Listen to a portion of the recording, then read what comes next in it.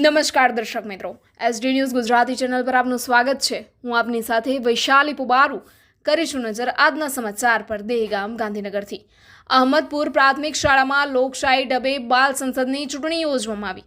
દહેગામ તાલુકાના અહમદપુર પ્રાથમિક શાળામાં લોકશાહી ઢબે બાલ સંસદની ચૂંટણી યોજવામાં આવી। પ્રાથમિક શાળામાં લોકશાહી ઢબે બાલ સંસદની ચૂંટણી યોજવામાં આવી, જેમાં સૌપ્રથમ ચૂંટણી અધિકારીની નિમણૂક અને મતદાર યાદીની પ્રસિદ્ધિ કરવામાં આવી। ત્યારબાદ ચૂંટણી જાહેર કરી ઉમેદવારી પત્રો સ્વીકારવા, ઉમેદવારી પરત ખેંચવી, પ્રચાર કરવો જેવી કામગીરી કરવામાં આવી હતી। ઉમેદવાર દ્વારા સભાઓ પણ કરવામાં આવી હતી। ચૂંટણી પ્રક્રિયા માટે ઈવીએમનો ઉપયોગ કરવામાં આવ્યો। આ પ્રક્રિયાથી વિદ્યાર્થીઓ ઈવીએમ મશીનથી જાણકાર બન્યા। શાળાના કુલ 16 ઉમેદવારોને શાળાના વિદ્યાર્થીઓએ મત આપ્યા, જે પૈકી આયોજન મુજબ સૌથી વધુ મત મેળવનાર 9 ઉમેદવારોને વિજેતા જાહેર કરવામાં આવ્યા। ચૂંટણી પૂર્ણ થતાં ચૂંટણી અધિકારી દ્વારા આ પરિણામ જાહેર કરવામાં આવ્યું હતું। વિજેતા ઉમેદવારો દ્વારા વિજય જશ્ન મનાવવામાં આવ્યો હતો।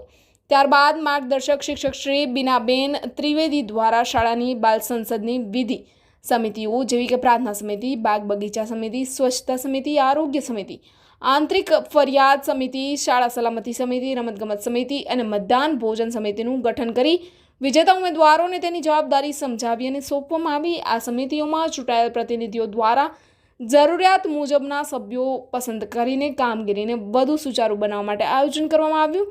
આમ વિદ્યાર્થીઓ ભારતના ભવિષ્યના મતદારો છે, તેઓ નેતૃત્વ માટે આગળ આવે તે માટે સંપૂર્ણ લોકશાહી ઢબે ચૂંટણી પ્રક્રિયા પૂર્ણ કરવામાં આવી।